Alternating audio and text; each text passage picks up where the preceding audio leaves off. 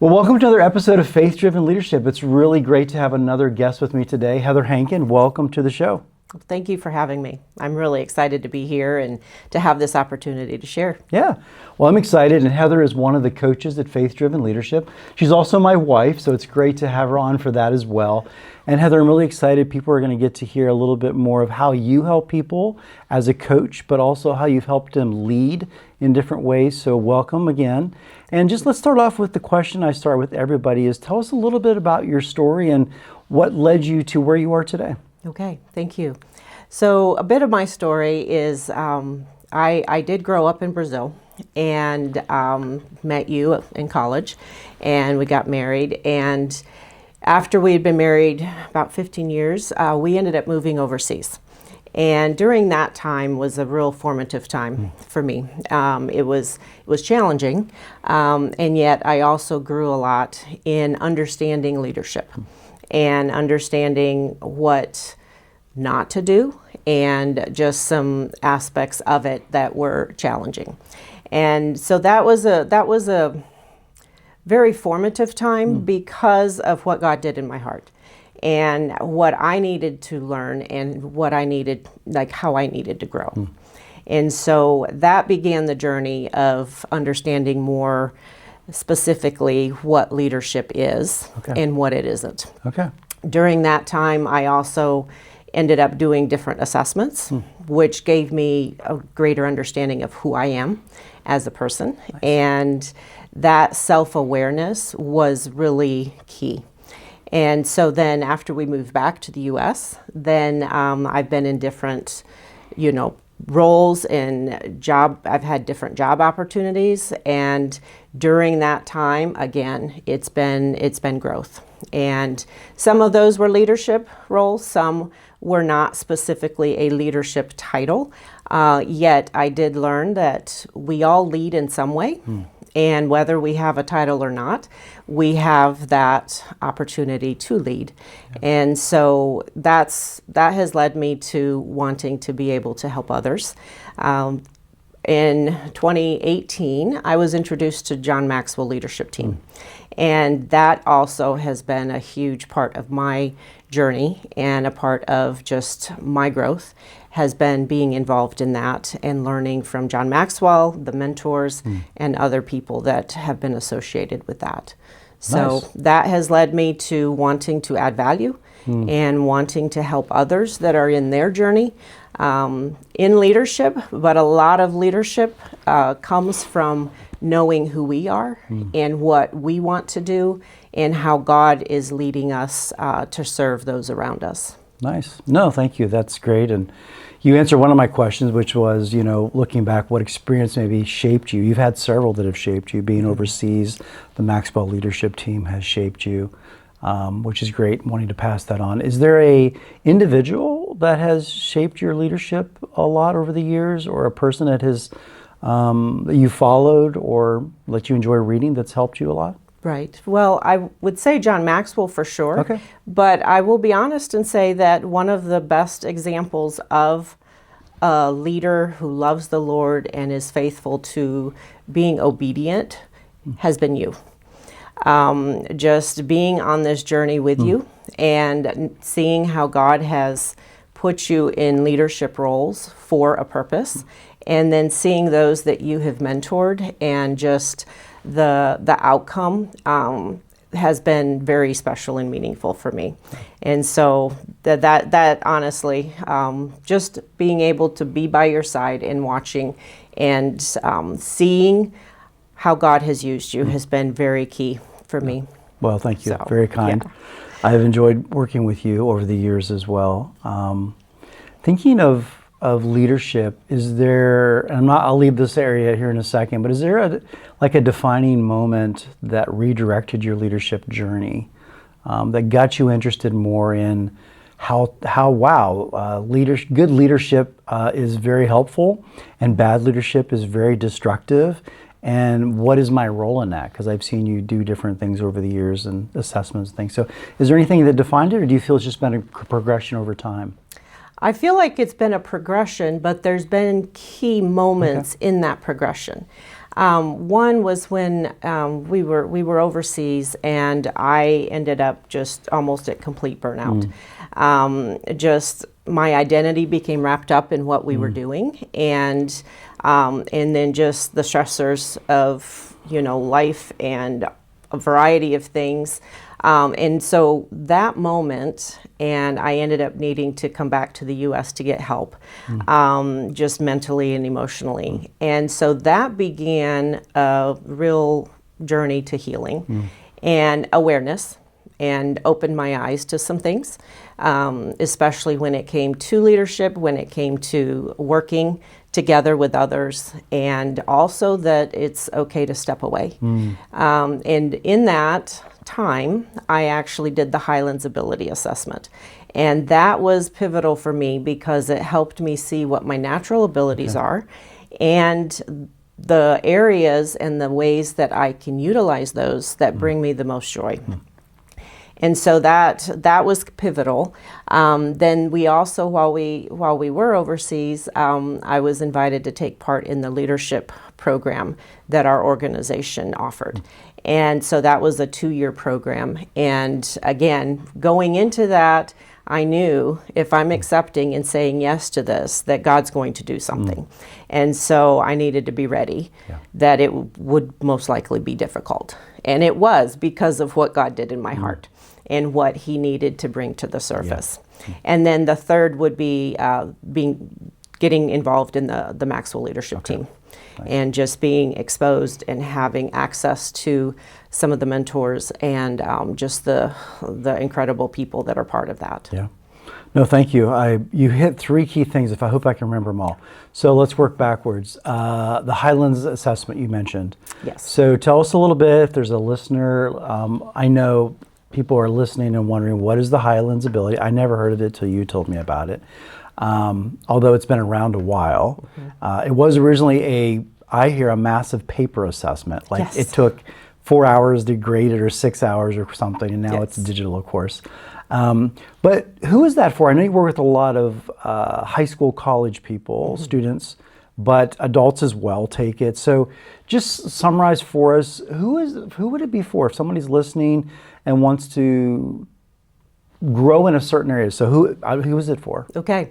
Well, it's pretty much for anybody over the age of 15. Okay.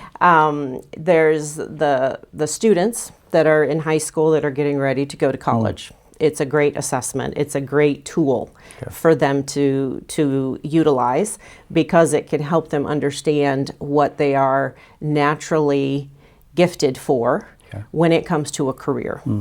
And then it can help even in understanding what type of university to go to, whether a trade school is actually a better fit, all those dynamics. And it's extremely powerful when the parents are part of the feedback.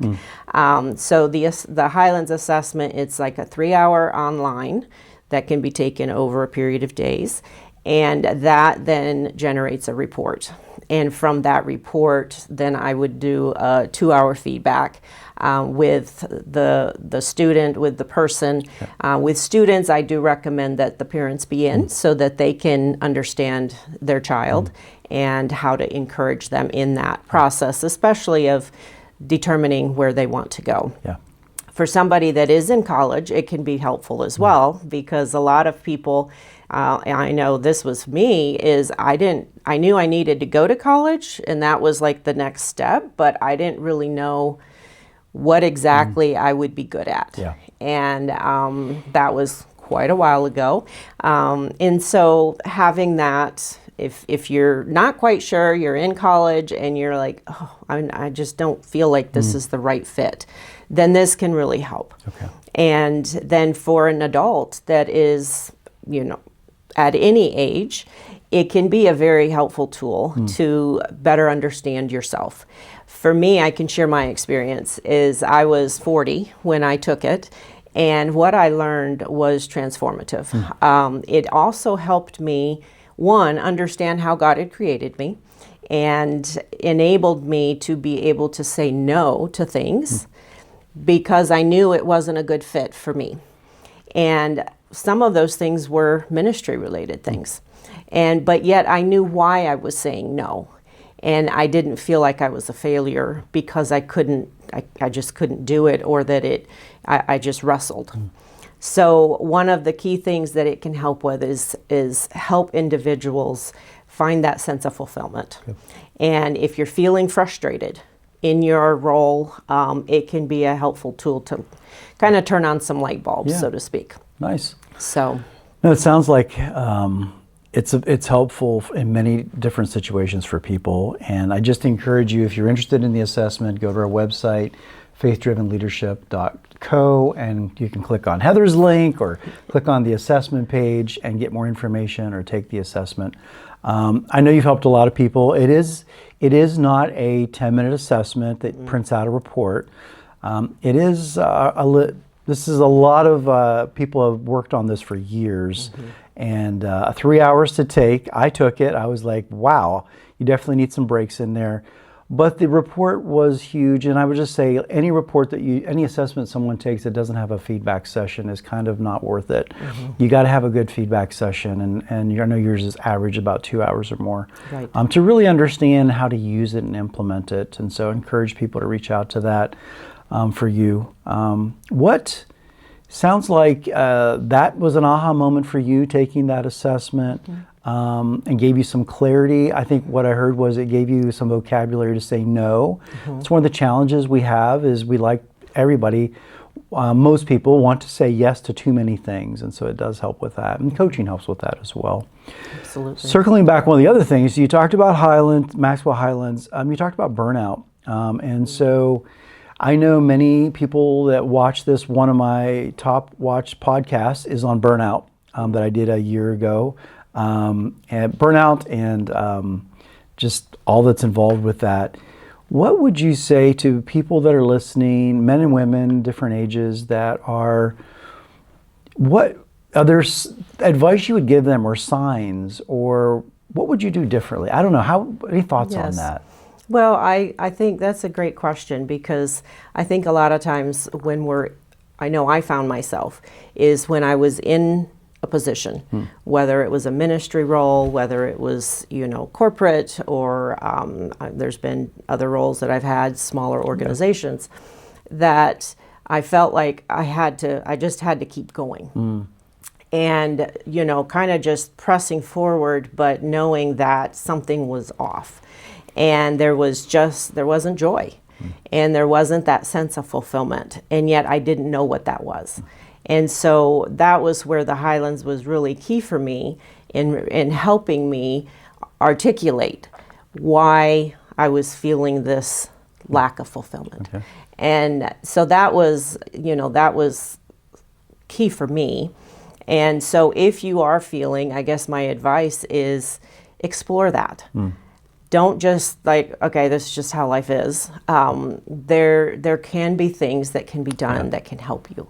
And if you're feeling stuck, absolutely, coaching for sure is a huge way to help us discover for ourselves why we're stuck, or what it is about being stuck that is a challenge for us. And so, yes. Good. Yeah. No, it's helpful, and I just... this hits me because in 2015, I struggled with burnout and hit that wall.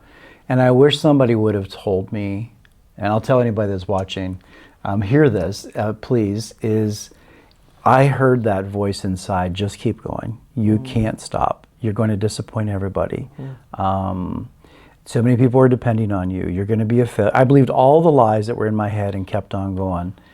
What I needed, though, was somebody to come alongside and say, you do need to keep going, but at a different pace. And you need to also have an off-ramp here, to have a downtime, to be able to process, and to be able to...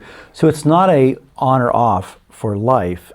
I think you would agree with that. It's more of how do you transition, how do you process, and how do you have somebody help you through that. And we went through it at different times, but we didn't have that. We eventually got that help, but at the time it would have been nice. And I think that's the lie many people believe, is you just got to keep going. Right.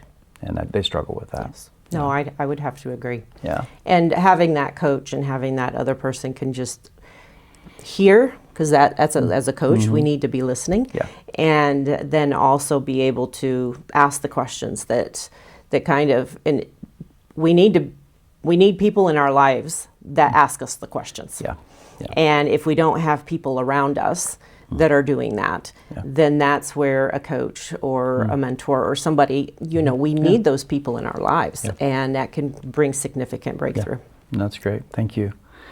Well, how has your understanding of success changed because of your faith? That's a great question. I think one is, what is my definition of success, and does it line up with Scripture? Is it just what I think, there's been periods of time where it was like, well, success to me is, having a lot in the bank, and, that would be fantastic. And yet that's not success when it comes to eternity. And so just understanding that and really wanting to seek after God's heart and understand His heart is people. And so success for me is also how can I be investing in people's lives? And how can I increase that as far as opportunities to be able to just invest in people? And so the success for me would be more is, what am I doing that has eternal significance? Nice. No, it's true. And I appreciate you sharing that. And it is passing on what we have and giving it to others. So what's one of the hardest leadership lessons you've ever learned? Oh, just one? Well, you did phrase it. What's one of the hardest? One of. You can pick one. You can do two. It's okay. Yes. Well, I think there was one opportunity that I had stepped into as in a leadership role, and I had a leadership title, and that situation ended up, as time went on, I recognized that I was ready to go and ready to step into that leadership role, but the expectations on the other, the expectations was for me to pretty much just maintain and do status quo. Okay. And that was very, for me, I'm constantly wanting to see, how can we improve? How can we make this better? How can, let's get feedback. And so after a year and then finally recognizing that was the culture and that was what was expected, it was, for me, it was challenging, because that was why I had done some things that I had done, and yet people took it differently. And so for me, it was just it was a huge learning experience. Yeah. And I would do things differently had I actually understood better what they were expecting. Okay. And so I think the leadership lesson is definitely ask more questions. Okay. And really seek to understand exactly what is expected, and go into it and really approach it from the perspective of getting to know the people, getting to understand what is happening and how I can come in and help in that, but really approaching it from the perspective of how can I be more, I'm trying to think how to say it, but be more focused on the people. And in that position, I felt like, in evaluating it after the fact, I was more focused on the position. Okay. And so that, for me, that was the lesson. Nice. Very good. As I go into another role, and then it's more, okay, how can I serve versus how can I just make things go? Yeah, that's good. So I appreciate the part, I think, for all of us is, in those positions, clarifying what is the desired outcome. Sounds like in this role, they gave you the title, the position, but if I'm thinking correctly, I'm not sure which one it is, but give you the title of the position and, but not the authority. Exactly. And so that's a challenge a lot of times for leaders, is to give up that authority. They want somebody to help them, and they recruit, which sounds good, I need a leader to help me, but they really just want somebody to to do things for them. So Right. yeah, And it good. caused friction within the team members that I was leading. That makes sense. Because there wasn't that clear Yeah. authority. Okay. So, So exactly. what advice would you give the leader if you were able to be transparent with that leader and give them friendly coaching advice? What would you have told, whatever their name is, we're not going to say. What would you recommend they do differently next time? So someone's in that role and they're like, well, I'm in that role now. What would they do? Any thoughts on how you would advise them or coach them? Well, I think two things is one is have my back.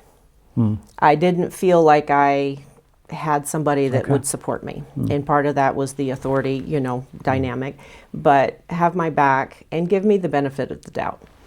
It didn't feel like, any new ideas or things. It was pretty much, well, this is how we've always done it.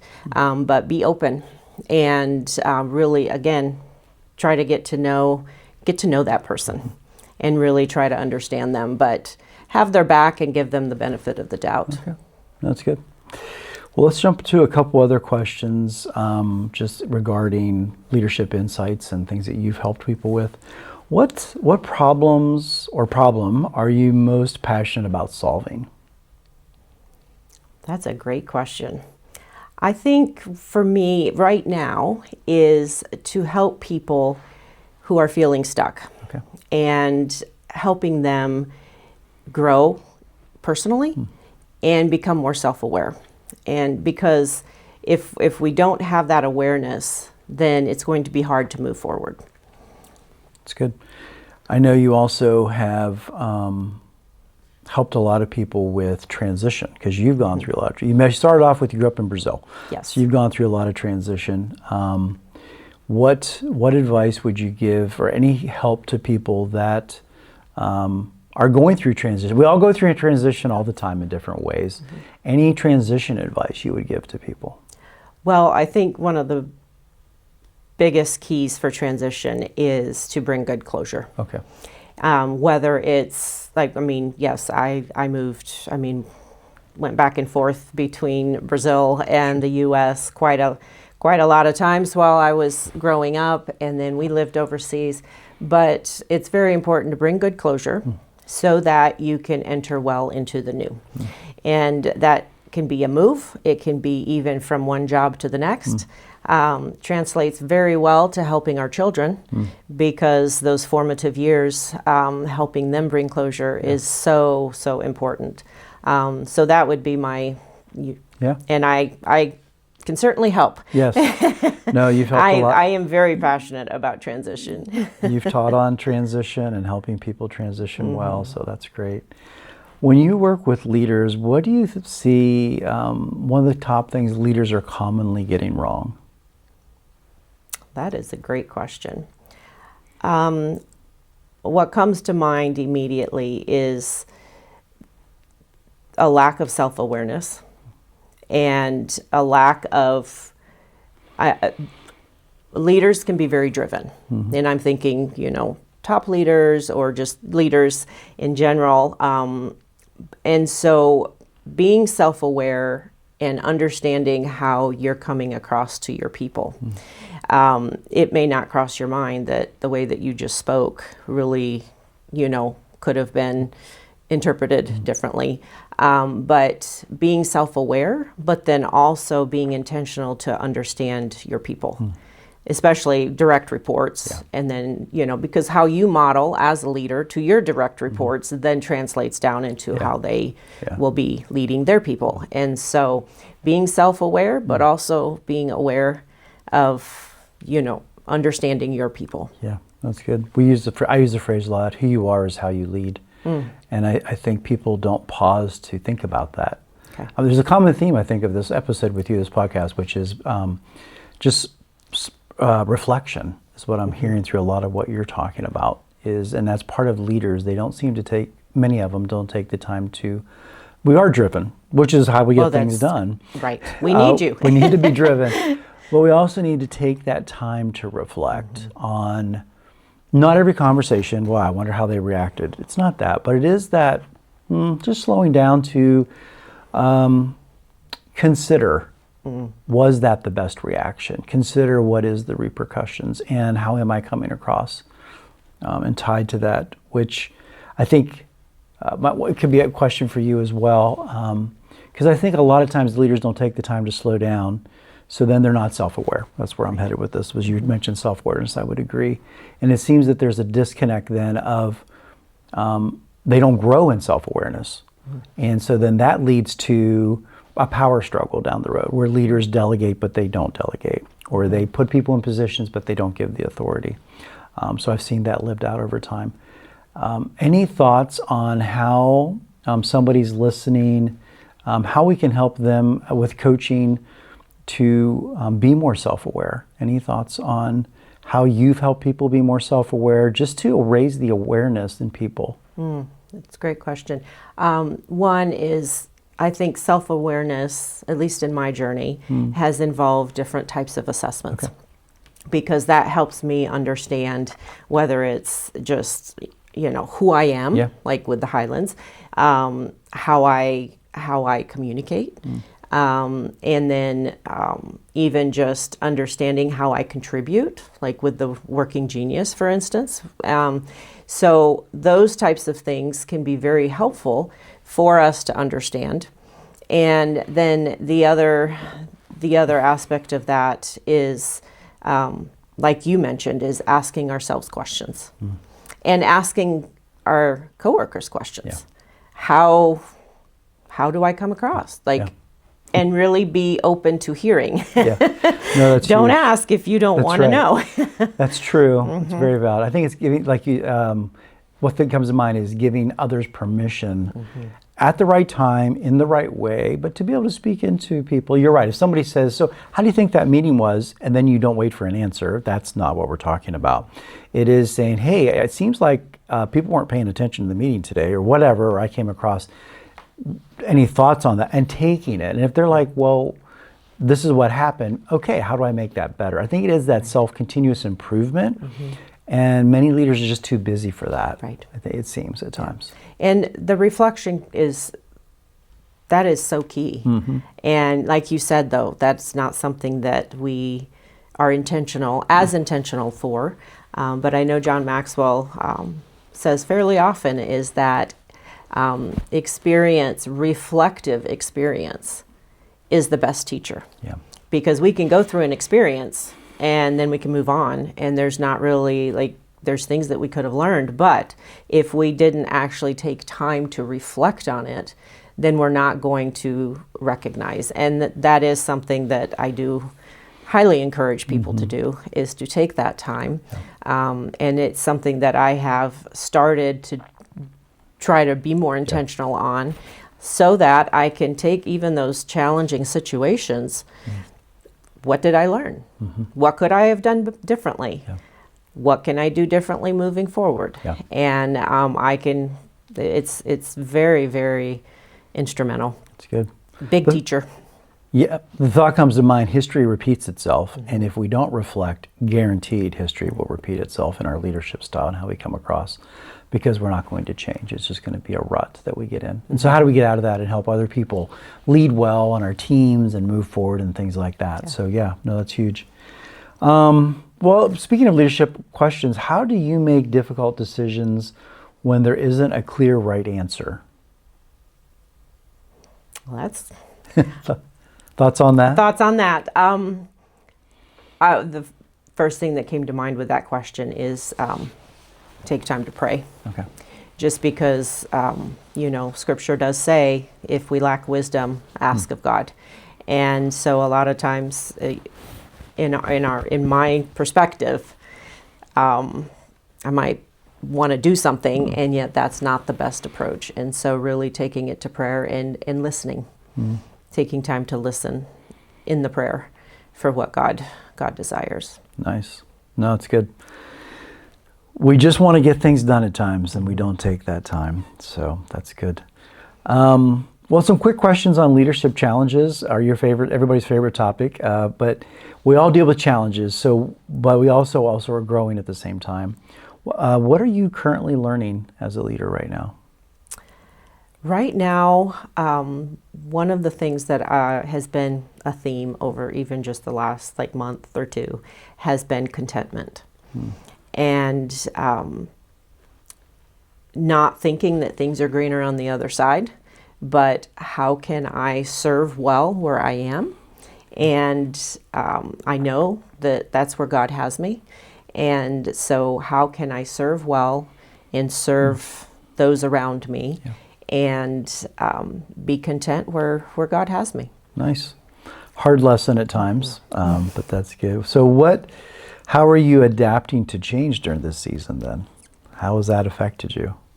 Yes, because I have experienced a lot of transition, then sometimes I start getting that like, okay, what's going to happen? Right.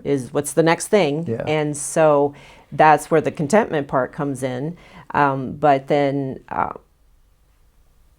utilizing coach, a coach has been helpful in this process, and just having those conversations with people that I trust to get input and to get feedback has been helpful for me, because I know sometimes if I'm not verbalizing it to someone else, then it just becomes a kind of almost a broken record, and I can get stuck in my head, and so it's helpful to have that sounding board, but then also wanting and asking for feedback. Yeah. No, we all have that inner voice that tells us not good things. Our inner self generally tells us that we're not that good, that failure, everybody saw that, and things like that. And we need to verbalize it at times with somebody that's trusted. I always say coaching with somebody is a safe thought partner. And I just encourage our listeners, as we continue to talk about coaching, you may not use faith-driven leadership, but having a safe thought partner is huge, and finding a safe person. And that's where we hope to be safe people. All of our coaches are obviously people of faith, but also vetted. Any thoughts you would give somebody that's just like, yeah, but I just need to hunker down and figure it out. We've all been there. So I've been there. I've had those thoughts. I just need to figure it out. What's a step or two somebody could take to just move forward? Any thoughts on moving into coaching or moving into getting help? Yes, I think one thing to think about when you're considering a coach, because I know a lot of times it's the finances. There's an expense there. There's an expense, and yet we need to invest in ourselves, because even doing that shows that we're valuable. And how many times have we invested in something for our car or the house or our kids? And yet we need to invest in ourselves as individuals so that we can grow and become better spouses, parents, coworkers, and all that. So there's that element. But one of the other aspects of that is being able to recognize when we need the help. And take that step to ask for help. And a lot of times there's, it's like, again, I can do this. And yet we need to recognize when we need to ask for help. No, thank you. I agree with that. I think that's, it is just asking, is trying to have that process. And I think my last comment for that would be, we offer free 30-minute discovery calls. There's no strings attached. You get to talk to one of the coaches and process, like, where are you, and what does coaching even a good fit at this point? Sometimes coaching is not a good fit, but what is a good fit? So I'd encourage you, if you're looking for help, schedule that 30-minute free discovery call just to find out, is coaching the right fit for you? And maybe it's not us, maybe it's somebody other coaching service that is helpful to you, but to do that. I like what you said, it's that investment in others. I struggled with that, ironically. I think I struggled because FedEx invested in me.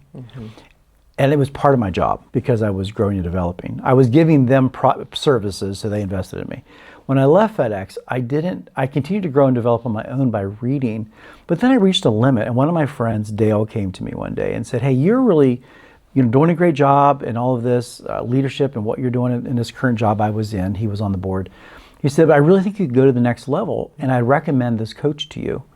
And I just remember cringing a little bit, like, wait, are you saying I'm not doing a good job? He wasn't. He actually could just see me getting further, and he could see that I was getting close to my limit. And that's what I needed. I needed that push through to be more self-aware. I was not as self-aware as I needed to be at that time. We're all growing in self-awareness. But I think it just helped me move forward in that. And you've experienced that as well. It's not a failure thing. It's more of a how do we invest in ourselves. I think that's the key. And people feel guilty of that at times, and they shouldn't, is to invest in themselves. So. Yes, and I think the other aspect of that too is investing in yourself and having that thought partner. Yeah. Can help provide some breakthroughs faster. 100%. If we're trying to just like do it ourselves, and like we can read the books, we can watch these webinars, we can do this and all that, how quick do you want to go? Yeah. And get from point A to point B? Yeah. And that's what the coaching can do. Yes. And investing in yourself, it's just going to make that process faster, which means you're going to be equipped and ready for what God has for you. Yep. And if you're dragging your feet, so to speak, then you won't be ready, and you won't have that blessing of being able to be used of God in specific ways in people's lives. Yeah. You just challenged me there. I just was thinking, I knew that people have said this several times, do you want to go fast or do you want to go far? And it's true in your teams. I tell teams, does your team want to go fast or do you want to go far? Of course, everybody wants both. Right. And you can do both, but you need to go at the right pace to go fast and go far. And I think that's the challenge. You can go fast by yourself, but you can go far with others if you bring a team along and do the right things. So that's good. Well, let's shift this topic a bit. If you could jump in a time machine and go to a younger Heather at whatever age you want to pick, what advice would you give yourself at a younger age that you now, based on what you know now, what advice would you give yourself? Don't be afraid to fail. Okay. I think back of when we were overseas and learning Arabic. I wanted to have it. I wanted to like have it all and like be good at it before I actually really used it. And that's not how life is. Yeah. And so that perfectionist aspect is held me back at times, but also take those risks, try things, and if it fails, learn from it and move forward. But at least you're trying. Yeah. And so that would be for me is just go for it and try things out. And sometimes you win, and sometimes you learn. That's a book of John Maxwell's. Yes. And there's even a youth version of that because that's the lessons in life. It's not that we're failing, it's we're learning. Yeah. And you think of little children and toddlers. We have grandsons, and they fall down, they get back up, and they fall down, and they keep going. And yet that's strengthening them. That's giving them the ability to walk faster and to run as, they're toddlers. So we can learn from it's true. From babies. And I appreciate that. That is not the, quote, American mindset. The American mindset is if you failed, let nobody know, cover it up, and fake it till you can figure out how to make it. And we know that doesn't go well. No. But to just own it at times, but to get help, and to realize there is grace and forgiveness there. And each failure, there are some big failures that can cost you, but they are learning experiences, even those as well. And God will redeem those. I think that's part of the faith side that we have is we're still responsible for our mistakes, but yet God will redeem them and use them. So I appreciate that advice you would give your younger self. I wish I would have given my younger self that as well. Let's go through some quick rapid fire questions here. What is your favorite leadership book? The 15 Laws of Growth by John Maxwell. Why? Well, it talks about, there's 15 different laws that he talks about, and it's focusing on personal growth. Okay. Self-awareness, Great. personal growth, and but they're bite size. Nice. You know, you can go to one chapter and kind of mull Love it it. over, and then go to the next, and it's a process. Love it. I've read that. I've taken teams through that. It's a good book. Yeah. Favorite Bible passage? So, Mark 10:42 through 45. It talks about Jesus and how he's talking to his disciples, and he's saying, if you want to be a leader, then you need to serve.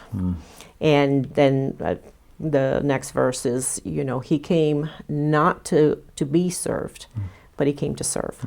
And so that's just been something that more recently God has really been speaking to me on that, and how can I serve, and how can I ask how I can serve those around me. And it's not from a perspective of, well, I want to be a leader. It's more of following his example, and having that humility, but also, you know, having that heart of wanting to serve those that are around me and having an impact that way. Best advice you ever got? Well, I would say it wasn't like it was personally to me, but the advice from John Maxwell to reflect on your experiences so that you can learn from them. And that's been very key for me. Nice. These past few years. Morning routine. Morning routine is get up and get ready. But one of the specific things is to have the quiet time with the Lord. And even there's been a few hectic days over the last couple weeks, and I found that if I need to have quiet time and then eat on my way to work and grab something, I cannot miss that quiet time, because it sets the stage for the day. And so that is specific. And time in the Word, time reflecting. I like to journal my gratitude and, you know, what am I grateful for? And that kind of just helps with that contentment. Yeah. And then spending time in prayer. Nice. One resource every leader should know about? Well, I'm going to put a plug in for you on this one, but The Working Genius. Just because as a leader in a leadership role, then you most likely have a team. And so being able to help the team understand how they contribute, but then you as the leader understanding how your team is contributing and when to call on them. So that has been, and even just from a self-awareness perspective, that has been helpful for me as well. So Great. Put a plug in for you. Thanks. I can list a whole bunch of other things, but good. that's one. I do love the Working Genius assessment for that. It really does help teams and communication. A little plug on that too is, like you mentioned previously, it's very important to have the feedback. Yes. For the Working Genius. Yes. If you just try to take the online or just read the book, you're going to miss some very, very instrumental aspects of the assessment process. Yeah, if you haven't, in my opinion, like any assessment, if you haven't gone through a Working Genius workshop with a team, gone through what is the elevations of lead meetings and all these things, you're missing out on 80% of how to use it. So that's good. People take shortcuts though; they just want to take it and check the box. And check it. One word that defines great leadership to you? Servant. Very good. All right, we'll leave mic drop. Good. Yeah, that's good. It ties into your scripture passage that you shared. Yeah. Any closing thoughts you want to share? I have one more question for you, but anything on leadership, coaching, life lessons that our listeners would benefit from that you just want to share? Any thoughts? Well, I think, you know, there's been a variety of things that we've shared and talked about, and the assessments to me can be very helpful. I know some people are like, oh no, another assessment. Yeah. And yet having that attitude and desire to grow can change the perspective on on doing assessments. Yeah, so that's fair. Be open. I guess that would be one thing. Yeah. Would be open. Yeah. I like that. That's good. Again, leaderships are not a solution. They are a tool. The And that's- assessments. The assessments. They're a tool. Yeah, Exactly. the assessments are a tool. Well, that may be your same answer. If our guests remembered one thing from our conversation today, what would you want them to remember? I think I would want them to remember that it's okay to ask for help. Yeah. It's okay to hire a coach. It's okay to do an assessment because you want to grow. If you're stuck or if you're at burnout, ask for help. Yeah. And so that would be a key takeaway. And then and part of that asking for help could be going to somebody and sharing where you're at. And not just hiring the coach, but talking to somebody that you respect and that knows you, and that you would welcome the feedback, and just talking to them too. So, Good. reaching out. No, I appreciate that. That's huge. You're right. And we all need help from time to time. And hopefully we are providing resources and help to people, but there's a lot of help out there. It's just asking for that help and not getting in your own head and breaking that cycle is huge. So, well, thank you so much for being with us today. It's been great having you on the podcast. Thank you. I appreciate this. Has been a joy. Yeah, good. Love working with you too. Yes. And I just want to encourage you, if you would like to hear more about Heather, reach out to her. She's on our website, faithdrivenleadership.co. She has a page on there. You can click on her page and learn more about what she does with the Highlands assessment, with RAFT, the transition, different things like that. But a great resource. And so her link will be in the show notes as well. You can get directly to her page. And also just to remind you, if you do not follow the podcast, please hit follow, like, and subscribe to it. Leave a comment. How has this helped you? How can we help you? Would be another thing. If we can have helped you, please leave a comment there and share with somebody that might be encouraged by this today. Just encourage you as well, if any of us can be of help, to reach out and to remember that leadership doesn't need to be a lonely journey. It is better together when we learn together and grow together. And as we talk about this on the website, and I continually talk about on the podcast, remember to lead with clarity, grow with courage, and change what really matters. And the way to identify that is to get help and to decide what is best for you to grow and develop. So until next time, have a great day.